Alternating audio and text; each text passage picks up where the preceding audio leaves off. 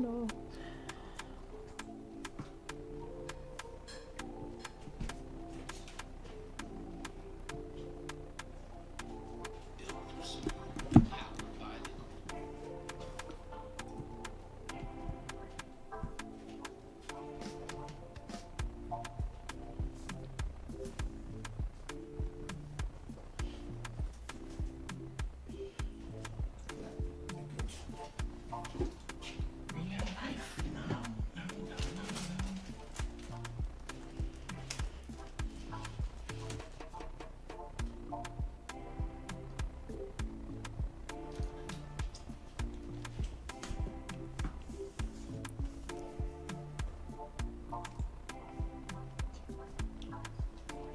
Hello, good evening. This is Akoko Africa Radio UK with Atswei on Health Talk. We've been away for quite a long time now, but we are back today, and unfortunately we are late. But we ask you for forgiveness, forgive us, because this is a new studio and we are trying our best to see how things work with the new studio. Hopefully by next year everything will be on time. Today we have Geraldine, Hello. our favorite pharmacist, here today, and we are coming to talk about HIV. And she's here to tell us about it. If you have any questions, you are more than happy to come on, and as usual, you know her, she'll ask questions, and today we have something special for everyone. If you answer questions, and maybe this is going to be our last show for the year, we have presents to give out to people. So you answer your question or you interact with us and you get something. Yeah, that would be nice. From us. So without wasting much time, I welcome Geraldine. Geraldine, you're welcome once again to Akoko Africa Radio UK. Thank you. Thank you. It's nice to be here again. We miss you. Before we go on, I want to thank DJ Kobe for setting up the studio. It's been very difficult today, but he's managed to do everything for us. So DJ Kobe, thank you very much for your help. Thank you. And thanks to Glennis as well. I know she's not here, but she did her best before leaving.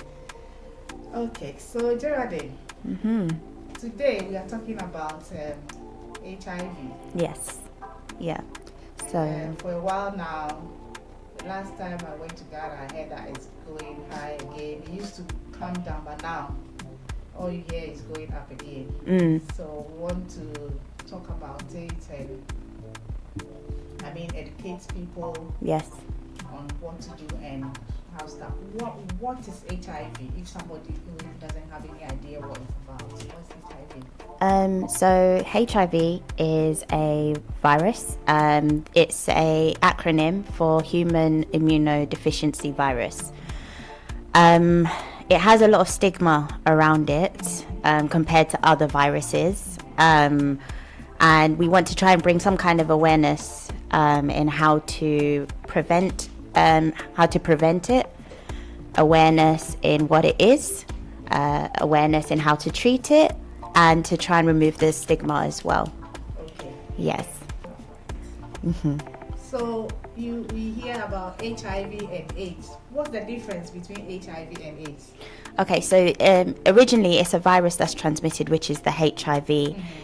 AIDS is the latent stage of HIV. If HIV progresses to attack the body more and more, your immune system starts to reach a very incredible low, and that's when it gets transmitted. It gets transferred into AIDS. So you don't transmit AIDS, you transmit HIV, which then goes on to become AIDS when left untreated. Okay, if I understand what you are saying, so if someone has got HIV, they cannot transmit that to someone else until it gets into AIDS. No, so you can transmit HIV, and then when it's in the body, attacking the body, and if left untreated, then it gets to AIDS. It becomes AIDS. Yeah. Oh, okay. Yes. So HIV you can help stop, like, can it is there a way that when someone has got HIV can be prevented from getting into progressing into AIDS? Yes. When the virus originally, especially around the 80s and the 90s, there was this huge stigma around HIV because it was very new. There wasn't as much treatment as there is now. So it was almost like an automatic death sentence. You get HIV, it progresses to AIDS very quickly, and then people are dying very quickly. But now with the treatment that there is, and obviously prevention is the ideal. But once, if we've gone past that and it's been transmitted with the treatment that's available now, you can definitely slow down that progression onto AIDS. Yes. HIV, which we'll probably talk about later, it's in terms of how bad it is dependent on the viral load, what we call the viral load. So how much of the virus is active in the body and attacking the immune system at the time. That's what decides how bad it is. And when that viral load is very high, that's when the viral load is very high, that's when it can progress onto AIDS.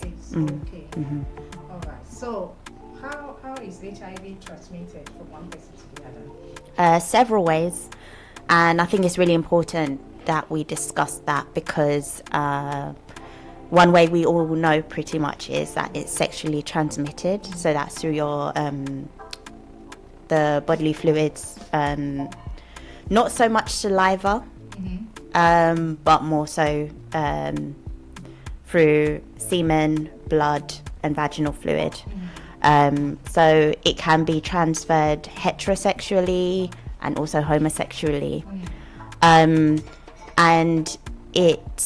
that's the number one way that we all know. Another way is through blood. So it's very important people are aware if they're HIV positive, even when they're going into surgeries and things like that. When someone knows that they're dealing with a HIV patient, people have to take a bit more precaution. Another way is through mother and child. So through especially breastfeeding. That's a major way to transfer. And the fourth, the fourth is, bear with me, sharing needles and instruments. So as you can imagine, HIV is very common amongst street drug users.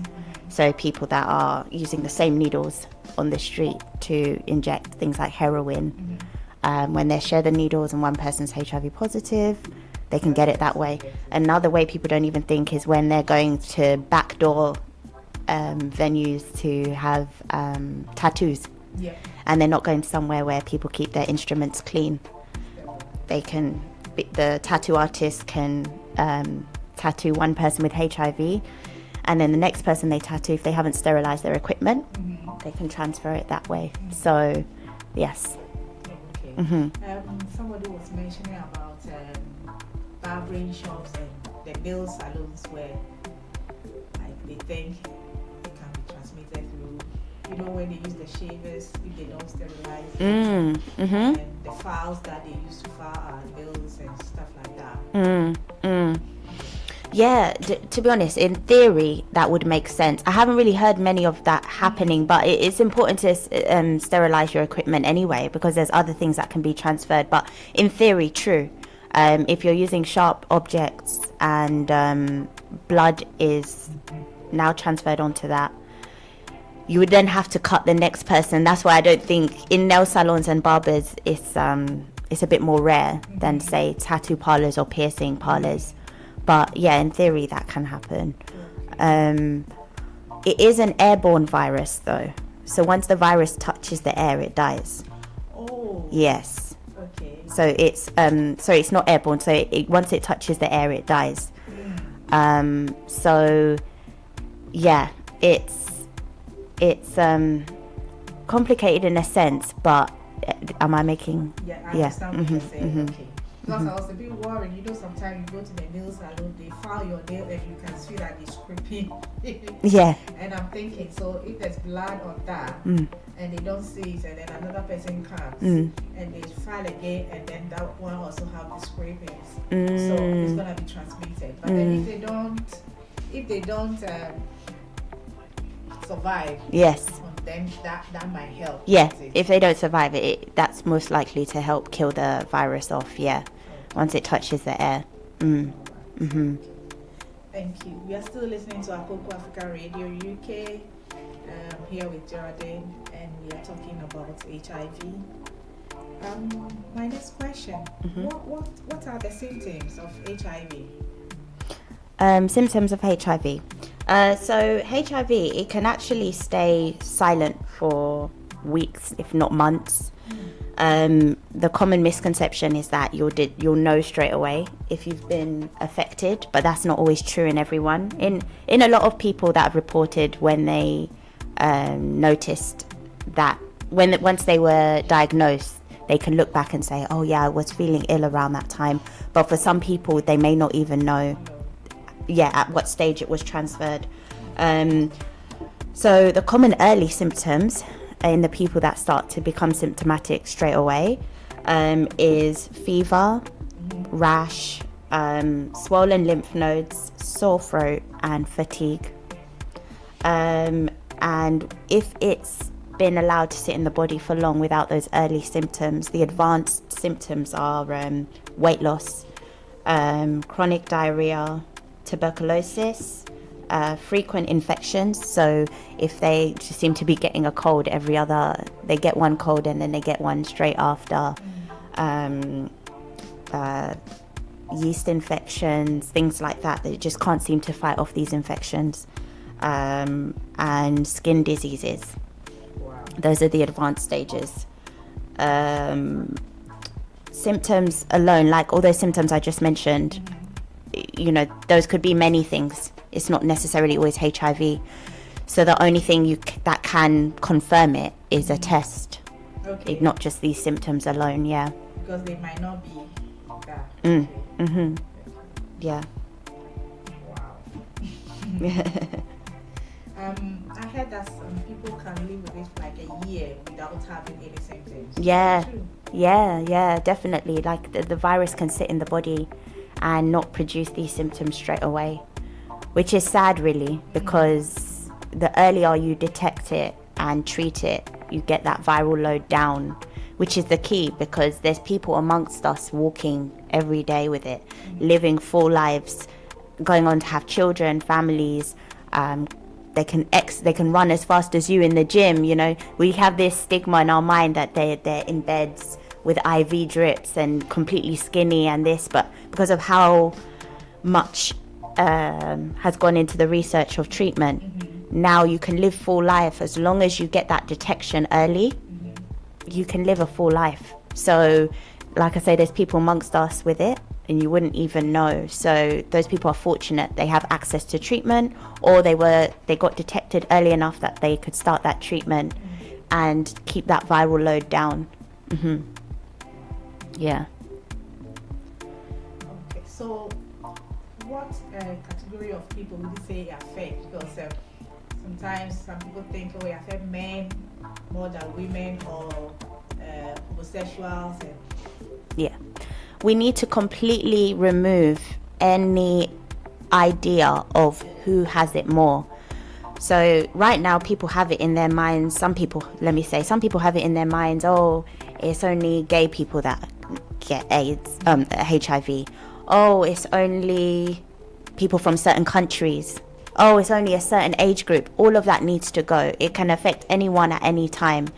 I know there was a huge amount of babies that contracted it in the 90s simply because mothers were in denial about this thing, and they continued to breastfeed their child, even though the advice was do not breastfeed your child if you're HIV positive, or they weren't bothering to get tested, and they were going on to have their children. They progressed to breastfeed, and now the child has contracted HIV with no say in the matter, no nothing. So it's amongst whites, it's amongst blacks, it's amongst every African nation, every Asian nation, it's in every country. So any stigma of it only happens in women, men, black, white, this country, this age, that age, it needs to be removed, because in those 4 ways that I've mentioned, that pretty much shows you that anyone can contract it. Yeah. That was the next question I was going to ask, whether babies get it if they are thin. So can it be prevented, like for a baby not to have it even though the mom has got it? Yes. The main way is through regular visits with the minute you know you're pregnant. If you know you're HIV positive, even if you don't know you're HIV positive, it's a good test to do anyway. I know in this country when you are pregnant they do HIV. They test you automatically. Okay. It's part of the test. They would like to prevent the baby from getting it. Yeah, exactly. Which they can. Once they know, they can. Do you know what the protocol is in Ghana? Do you know if it's automatically tested when you're pregnant? I'm not sure. I don't know. I wouldn't know about that. It would be good if they did that. I mean, if they don't do it, it's good. It would be good, better for them to be doing that. Wow. Yeah. So, if a baby is born naturally, because somebody was saying something about baby being born with a C-section when if the mother is HIV positive, they have to take the baby out through C-section and not born naturally. Vaginally. Yeah. That's a good question. I'm not too sure. Yeah. That one I'm not too sure. I don't know the protocol in terms of delivery. But it's mainly the breastfeeding. Yeah, mainly that's the main advice that I hear. I don't know how they ensure prevention during because it's true, there's a lot of blood in that process, and a lot of instruments being used as well. So they have to be careful not to almost cross-contaminate in a way. So I'm not too sure about that process. But like I say, if you attend regular visits and you're aware, so don't run away from testing, even if you feel there's no chance, even if you feel you can't imagine how you would have contracted it. I think just prevention is better than cure. If the minute you are pregnant and you're having your antenatal visits, then you should just ask to get tested. The minute they know, they'll give you the protocol on how to ensure the child doesn't contract or reduce the chance of the child contracting. So does it have a cure, the HIV? Oh, unfortunately, no. There's a lot of research going into it, and there are these articles that come out from time to time that they've found the cure, but on the market, no. There's only treatment, but no treatment to keep the viral load down, but nothing to completely eradicate the virus altogether. There's something called prophylaxis treatment, short for PrEP, which right now, especially in the States, because their numbers are going up as well, especially in places like Atlanta or Texas, their numbers are skyrocketing. And it's because people think they can freely have sex with other people they've just met, whatever. And without testing, they just rely on this, what they call PrEP, which is prophylactic treatment, trying to prevent you from contracting the virus if you were to sleep with someone that has it. But people need to pay attention with PrEP. It is effective and it reduces your risk, but only up to 92%. Okay. So you don't want to be one of those people in the 8%. So yes, there's only treatment at the moment, which is antiretrovirals. Very expensive medication, but very effective. Very, very effective. And there's especially in Africa, let's say, I know in the UK those things are funded, but in Africa there's non-profit organizations, there's a lot of clinics you can reach out to, and they can definitely help you access that treatment. Okay. Yeah. Good. So with those treatments, can one like live longer? Because I know when AIDS first came, people were just dying. Like a death sentence, yeah. Yeah, definitely. Like I say, like I come across so many people in healthcare that have it, and I would not know by looking at them. And they've gone on to have children who are HIV negative. Their partner remains HIV negative because they were open and honest from the start of the relationship. And that's another thing I want to say is because we are still trying to overcome the stigma, people, if they are entering a relationship and they're worried, first of all, especially in the UK, legally you have to tell your partner that you have it if you know you have it. It's legally, it's a legality that you tell your partner.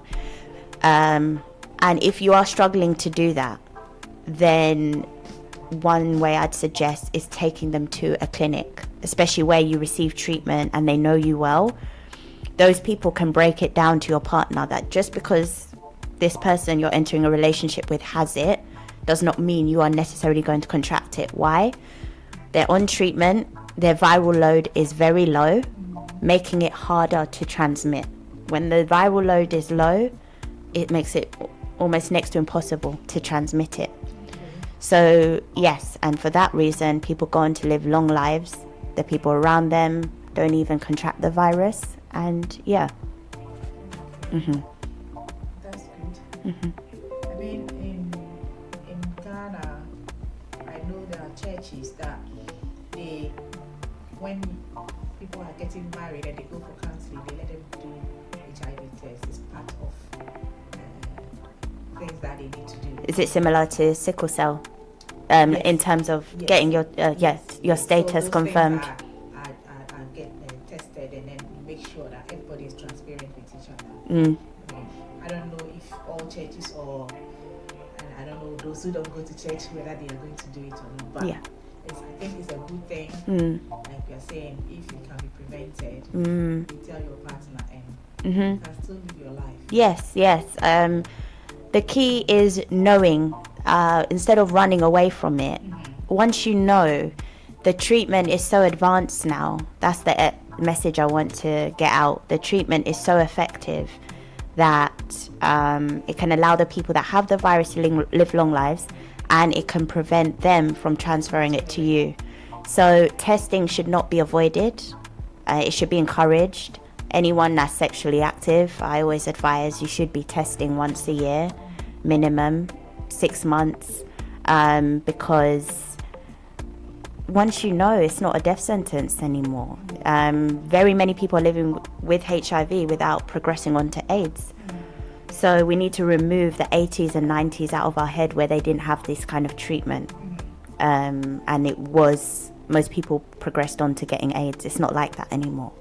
I think most people are so scared to get tested. Because I remember someone saying like, oh, if you don't know, it's better. Because the moment you get to know, then you start getting sick.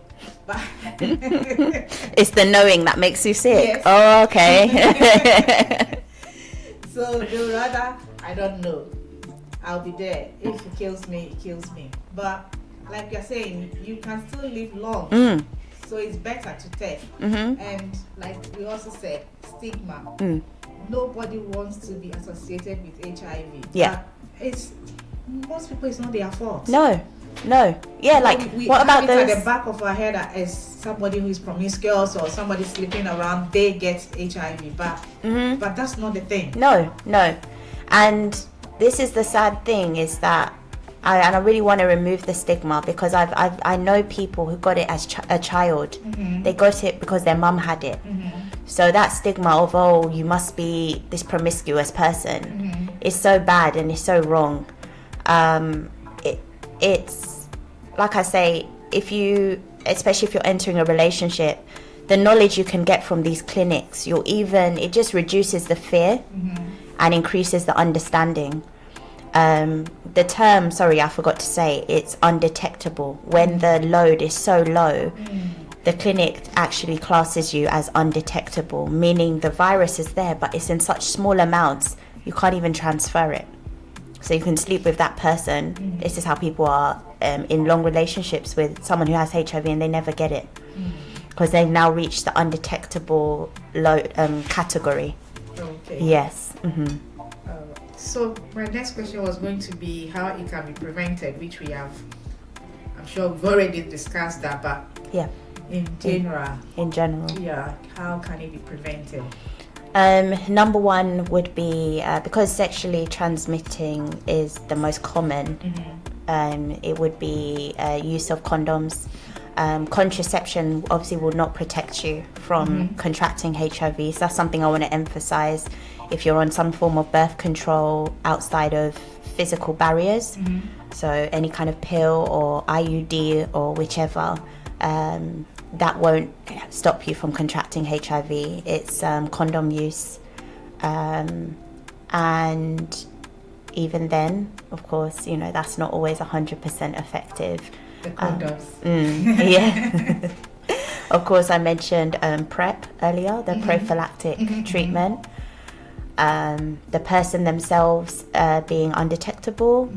And let me just check, I haven't forgotten anything.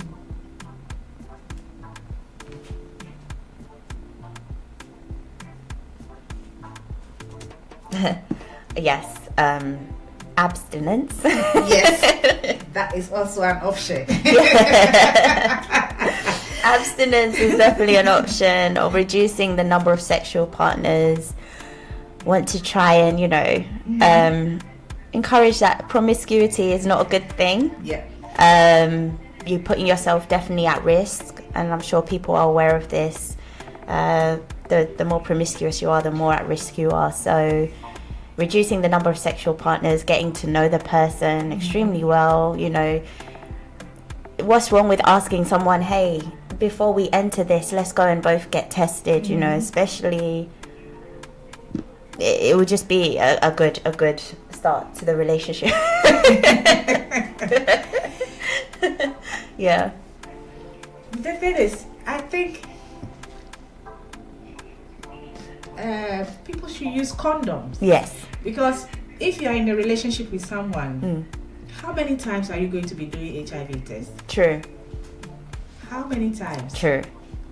And when people are not being like faithful or transparent, you don't know. Yeah. And then you can't be like, okay, it's been 3 months now, let's go have it again. No. You know. Yeah. That's so true. if you're not ready and you are not ready to commit with someone, either you abstain or you try to wear your condom. Yeah, don't be selfish. Yes. You know, because there are times where there's recently, Yeah. I think yesterday I was speaking to one of the pharmacists at work, and he was telling me about something he saw online. There's this man in the US who is HIV positive. Okay. And he injected 8 patients in the ward with his blood.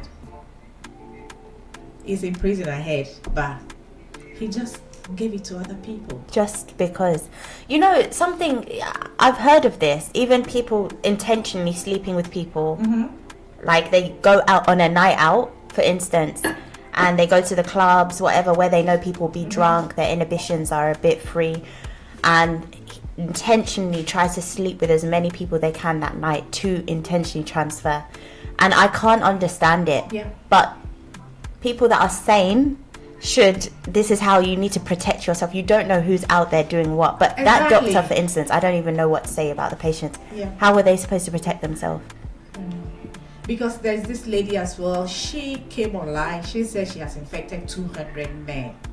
She actually went out to give it to men because she said a man gave it to her. So she's angry. Yes. Wow. So you are there and then you see this pretty lady and then you go with her and she just gives, so she's just there giving it to men like that. Wow. Yeah. So everyone has to be very, very careful. Protect yourself. Yeah. That's all you have control over. You can't control what someone will do. And we're encouraging that, you know, if you've got the virus, you at least tell someone before you're intimate with them. But not everyone's going to do that. So you, in charge of your own health and in control of your own body, encourage you that you either encourage the person you're going to sleep with to get tested, or you ensure they're wearing condoms and things like that. Wow.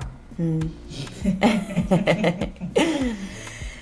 Anyway, we are still here on Akoko African Radio UK. This is Health Talk with Atswei. We've been talking about HIV today.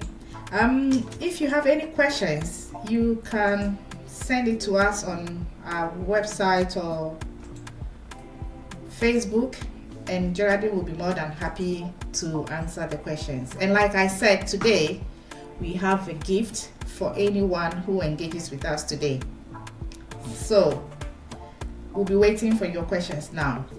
Geraldine, is there anything else you would like to add to it? Because I think I've asked all the questions that are bugging my head. Maybe I could throw out some statistics about the numbers that are the most up-to-date numbers in terms of the virus globally.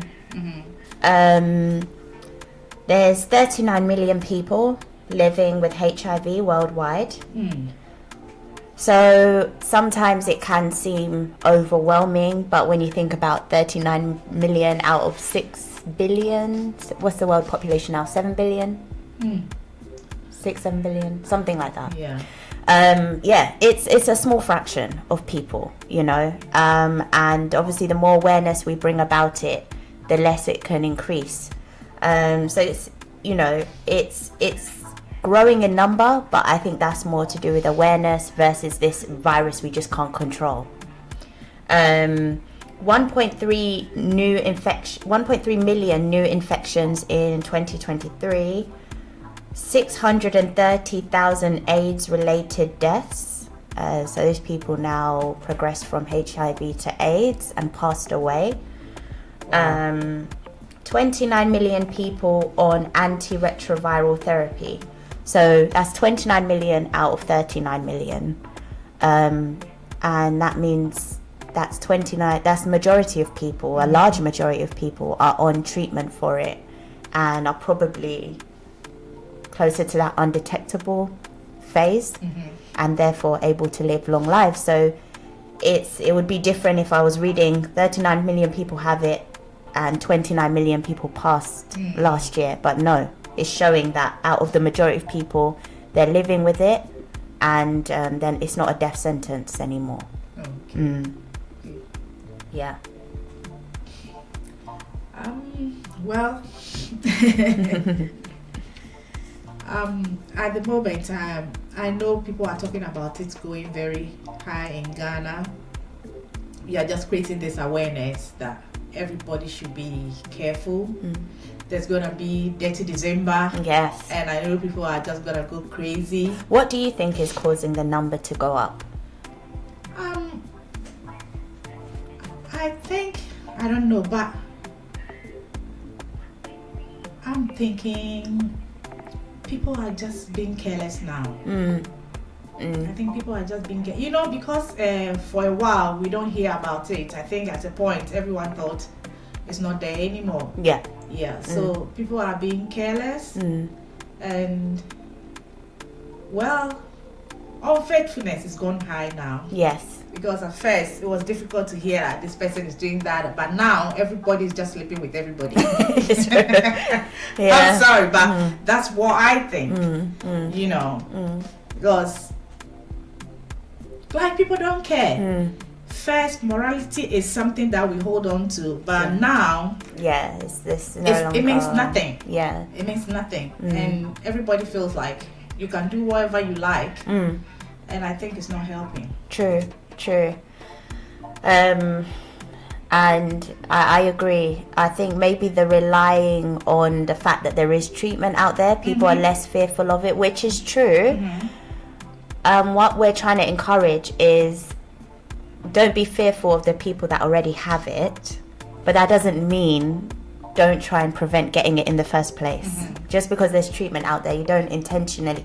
There's treatment for so much. You don't go and there's treatment for diabetes. Should I now go crazy and eat whatever I want and not look after my health, And there's treatment for high blood pressure. Should I now raise it? You know, it's still try and be when it comes to HIV, it's really important to try and prevent it by, you know, using those barrier methods and knowing your status and getting tested regularly. I think testing has gone down, the testing between the number of partners, shall I say. So where maybe someone would have slept with someone they didn't know too well, and then they would have thought, oh, let me go and get tested. Now people are sleeping with 10, 15 people they don't know and then going to get tested, where it's where they could have tested a lot sooner. Yeah. Okay.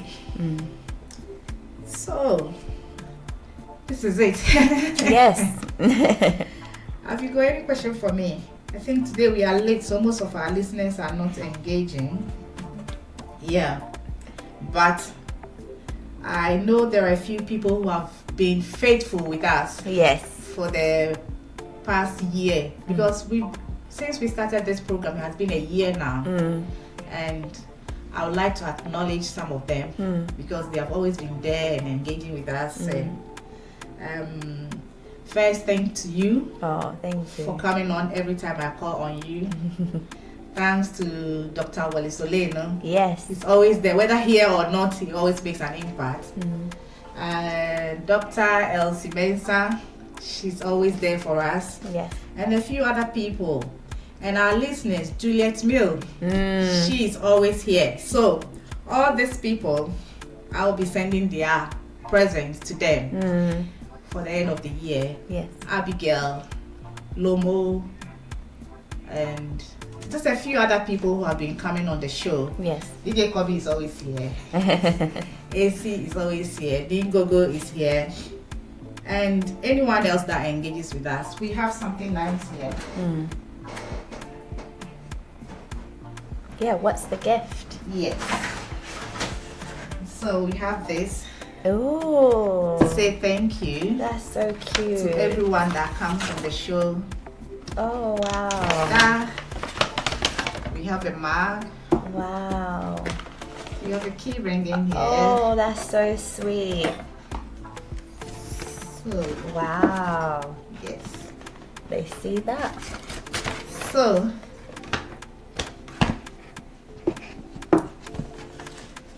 You want me to open the things in Yes. there? Yeah. So much goodies for you. Just for listening to us. They're very lucky. Yeah. We have that. Oh, wow. Let's see. And then in this box we have Can I read this? Thank you Yeah. for the amazing person you are, for all that you do and the difference you make. You are truly appreciated. That's so sweet. and then we have a key ring for you as well. Oh, wow. That is so sweet. Jeez, Irene. Yes. That's gorgeous. Just to say thanks to all of you for holding us for 1 year. We are never on time. We are always late. Like today as well, but then you still keep here and listen to us. Those of you who were not able to listen today, I know you can come back and listen to it. And you can send us a message and we'll send you your present. We got present for everyone. And yeah, well done to you. Well done to you and DJ Kobe. I mean, it's a very good cause you're trying to do, bringing awareness health-wise. And I know it's only going to grow bigger and bigger from here. thank you. You've started off so well, so it's only the beginning. Yes. Thanks so much. So we will leave you.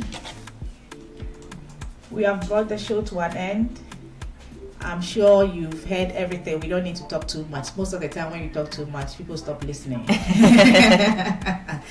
So we'll leave it here. If you have any questions, you can always leave the questions on our website and we will answer, come back to answer you.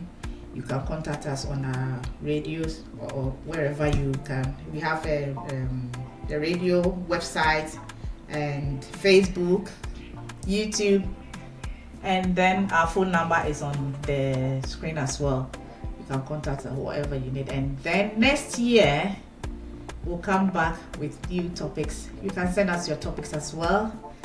Geraldine will be coming back here, and we hope you all have a nice Christmas. Yes, Merry Christmas, and everyone. a Happy New Year. We'll see you next year. Thanks to everyone. DJ Kobe, thank you very much. And this is bye from us and bye from Geraldine as well. Yes, Happy New Year, everyone. Thank you. Bye-bye. Bye.